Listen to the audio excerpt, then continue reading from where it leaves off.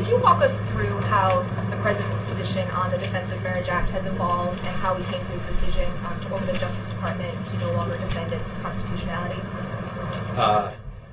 Yes.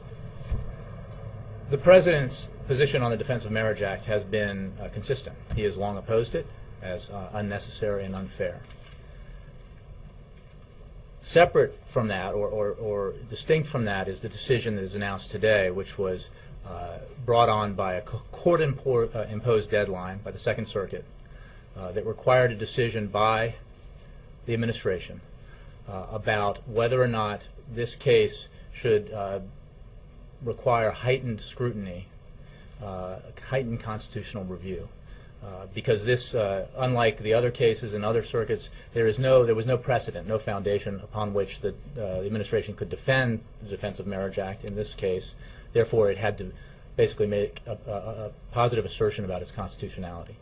The Attorney General recommended that the higher level of scrutiny be applied, and under that higher level of scrutiny deemed or recommended that it be viewed as unconstitutional. The President reviewed that recommendation and concurred.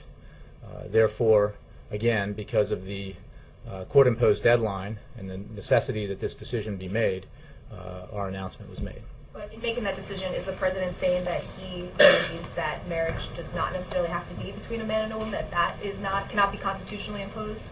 The President's personal view on same-sex marriage, I think you all have heard him discuss as recently as a press conference at the end of last year. That is distinct from this legal decision.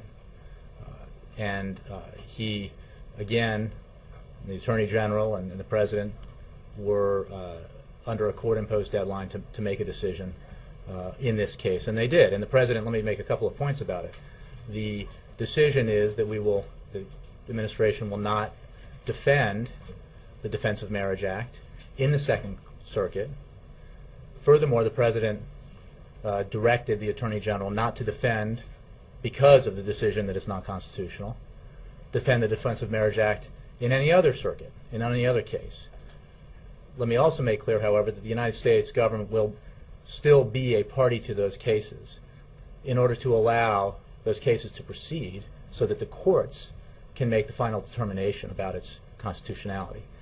And also so that other interested parties are able to take up the defense of the Defense of Marriage Act if they so wish, and in particular Congress or members of Congress who want to proceed and defend the law in these cases. The administration will do everything it can to assist Congress if it so wishes to do that.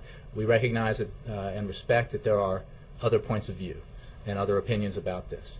It is also important to note that the enforcement of the Defense of Marriage Act continues. The President is constitutionally bound to enforce the laws, and enforcement of the DOMA will continue. Well, I guess this raises questions, though, given that the President said his own personal position is evolving. Can you tell us where his position on gay marriage stands at this point? I would refer you just to his fairly recent statements on that.